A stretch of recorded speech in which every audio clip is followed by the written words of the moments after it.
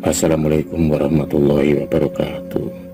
Selamat datang kembali di channel cerita horor Pen History.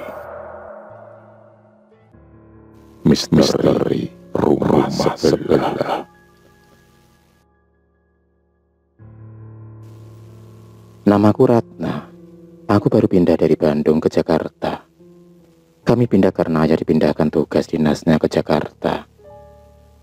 Aku sebenarnya tidak mau pindah, karena jika aku pindah, aku harus menyesuaikan diri lagi pada lingkungan baru. Tidak hanya lingkungan yang harus aku sesuaikan, tapi rumah baru, sekolah baru, dan juga teman-teman baru. Aku adalah orang yang tertutup. Aku tidak suka banyak bicara dan tidak suka keramaian. Jakarta bukan tempat yang cocok untukku, karena terkenal dengan keramaiannya. Aku sudah bilang kepada ayahku kalau aku tidak ingin pindah, tapi ayah dan bundaku tetap memaksa aku untuk ikut pindah ke Jakarta. Akhirnya aku pun ikut dengan mereka ke Jakarta. Di perjalanan, aku hanya bisa terdiam dan hanya bisa bermain dengan adikku, Jody. Aku dan Jody lalu tertidur karena perjalanan ke Jakarta lumayan melelahkan. Entah sudah berapa lama perjalanan yang kami lalui. Aku kemudian terbangun dan langsung membangunkan Jody. Saat aku turun dari mobil, ada yang menarik perhatianku. Hal yang pertama aku lihat bukanlah rumah yang akan aku tinggali selama di Jakarta, tapi malah rumah yang ada di sebelah rumahku. Rumah itu mempunyai suasana yang membuat bulu kuduku berdiri.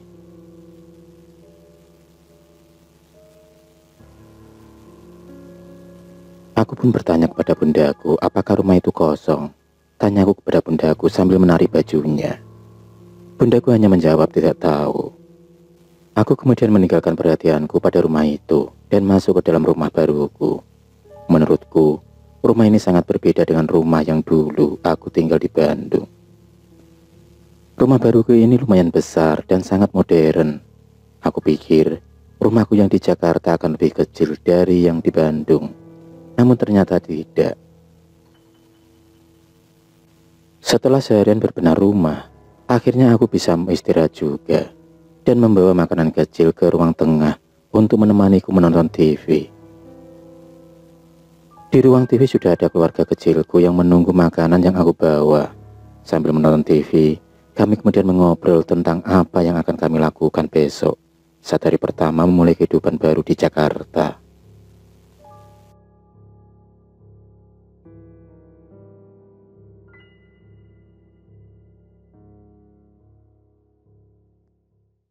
Tidak terasa hari pun sudah cukup larut. Jody pun sudah tertidur di sofa. Ayah lalu menggendong Jody dan memindahkannya ke kamar. Aku pun juga sudah merasa lelah, dan aku pun kemudian berjalan ke kamar baruku. Aku naik ke tempat tidurku dan mematikan lampu kamarku. Awalnya aku tidur dengan lelap, namun aku terbangun karena mendengar sayup-sayup suara yang aneh. Terdengar seperti suara pintu terbuka dan ada langkah kaki yang berjalan. Tapi aku mencoba untuk tidak peduli dengan suara itu dan melanjutkan tidurku sambil menarik selimutku. Pagi harinya aku terbangun karena bunda membangunkanku. Aku sama sekali tidak ingat dengan kejadian semalam. Aku kemudian berjalan menuju ke kamar mandi. Dan setelah mandi, aku turun ke bawah untuk sarapan bersama keluarga kecilku. Saat aku turun melalui tangga, aku melihat sosok bayangan yang berkelebat cepat di hadapanku. Dan bayangan itu menembus dinding. Itu membuatku diam sejenak dan berpikir. Tapi aku harus berpikir positif. Itu mungkin hanyalah salah lihat. Aku pun kemudian segera melupakan kejadian itu dan melanjutkan perjalananku ke ruang makan.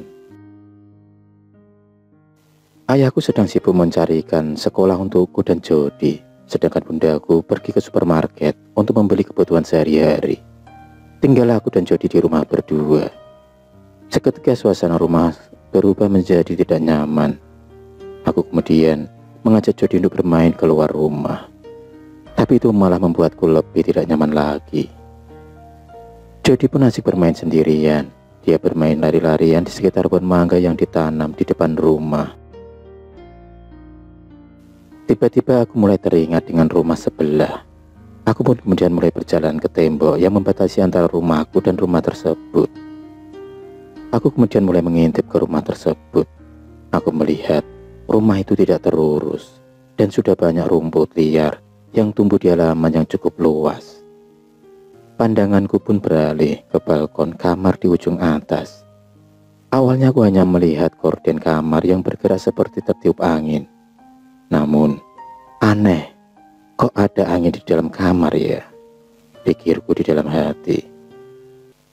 Setelah beberapa lama kemudian aku memandang ke kamar itu. Tiba-tiba muncullah sosok perempuan dengan rambut panjang sepinggul yang menutupi wajahnya. Dia mengenakan pakaian putih dan kakinya melayang. Aku pun tersentak kaget. Tapi aku bukannya lari masuk ke dalam rumah, melainkan malah terus menatap sosok tersebut. Sosok itu tampak marah dengan perbuatanku. Dia menatapku dengan mata yang merah.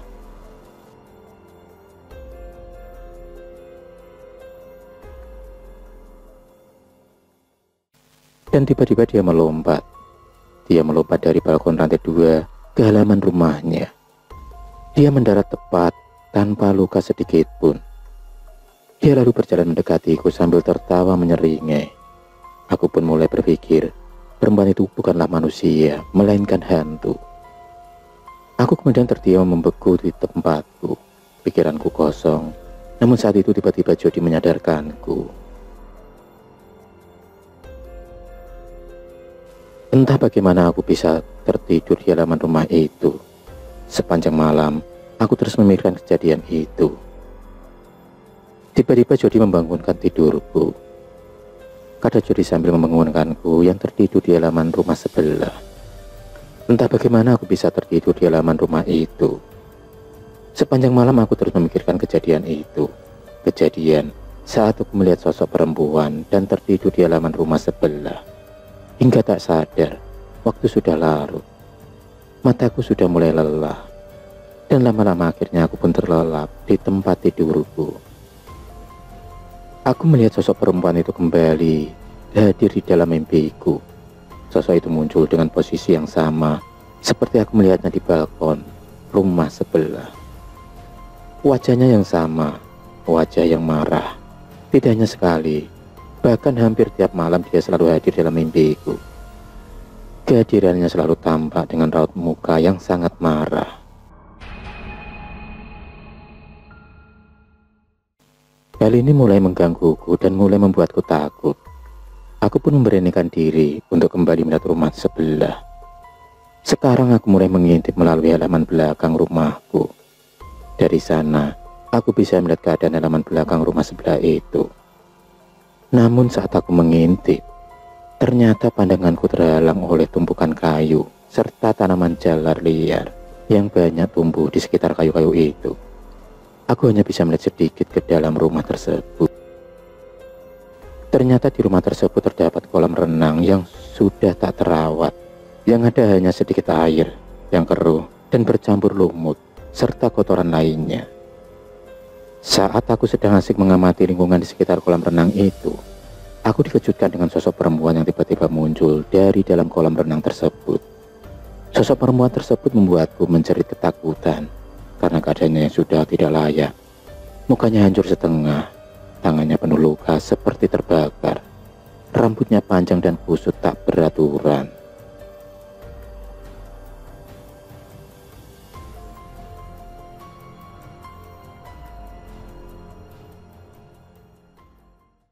Aku pun kehilangan nafsu makanku karena kejadian itu. Bundaku sangat khawatir dengan keadaanku. Akhirnya aku mulai bercerita kepada bundaku tentang kejadian yang aku alami. Sejak itu, aku dilarang untuk melihat keadaan rumah sebelah lagi. Aku pun disuruh untuk tidur sekamar dengan Jody supaya aku ada yang menemani. Sudah seminggu berlalu dari kejadian aku melihat sosok perempuan yang membuatku kehilangan nafsu makan itu. Sekarang yang aku hadapi hanyalah suara pintu terbuka dan langkah kaki. Namun suara-suara itu sudah membuatku menjadi terbiasa mendengarnya. Hari itu adalah hari Kamis dan biasa disebut malam Jumat. Malam itu tidak tahu kenapa aku tertarik untuk keluar rumah dan pergi ke halaman belakang sambil membawa komik yang aku baca. Aku kemudian duduk di ayunan yang ada di halaman belakang. Saat aku mulai asik dengan komikku, aku sedikit terganggu dengan suara gaduh di rumah sebelah. Sedangkan aku tahu bahwa rumah itu kosong. Terdengar suara ngobrol diiringi suara musik yang mengalun. Itu mulai terasa aneh dan membuatku penasaran. Aku sempat ragu untuk mencari tahu suara-suara gaduh itu. Namun rasa penasaranku mengalahkan keraguanku itu. Aku kemudian mulai berjalan dan mulai mengintip. Saat aku mengintip itulah, seperti biasa, yang langsung terlihat adalah kolam renang yang sudah tidak terawat. Tiba-tiba aku lari terbirit-birit sambil menangis dan memanggil bundaku. Bunda pun langsung menghampiriku dan memelukku. Bunda benar-benar kaget melihat keadaanku yang seperti itu. Bundaku dan ayahku kemudian berusaha menenangkanku. Aku terus menangis sambil sesenggukan. Dan ketika aku sudah tenang, aku mulai menceritakan kenapa aku seperti itu.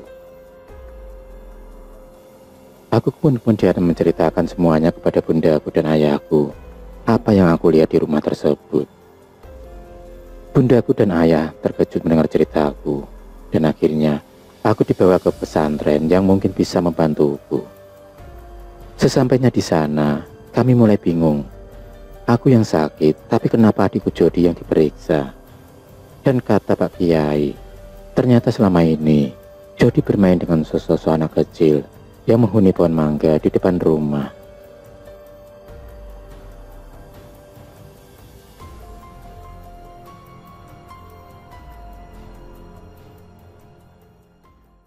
Sekarang aku tahu mengapa Jody senang sekali bermain berlari-larian di sekitar pohon mangga itu. Jody pun kemudian menjerit kesakitan saat diruqyah. Sosok anak kecil itu tidak mau lepas dari Jody, makanya Jody kesakitan. Sosok itu kemudian berbicara tentang rumah sebelah dan pohon mangga itu. Katanya kami keluarga harus pindah jika tidak ingin diganggu. Sosok itu pun bilang tentang Jody. Dia senang bermain dengan Jody, tapi hanya langsung menyuruh sosok itu untuk keluar dari tubuh Jody dan menjauhinya. Akhirnya semua terungkap. Rumah sebelah itu ternyata pernah terbakar, dan saat rumah itu terbakar, sedang ada pesta di rumah tersebut. Semuanya yang saat itu hadir terperangkap dalam rumah terbakar hidup-hidup. Itulah mengapa aku melihat banyak sosok yang ada di rumah sebelah tersebut.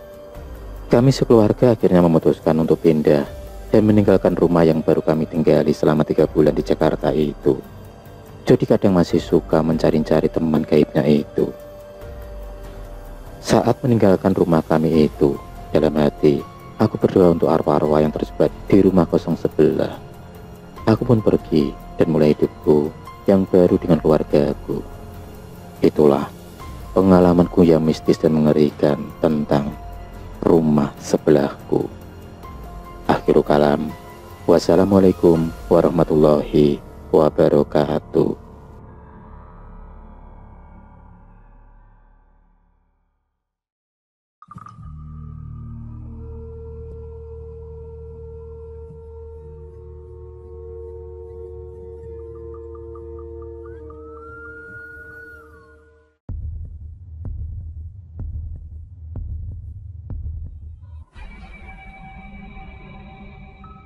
Terima kasih sudah menonton video cerita bergambar ini. Klik subscribe untuk terus mendapatkan video-video cerita bergambar selanjutnya. Semangat berkarya.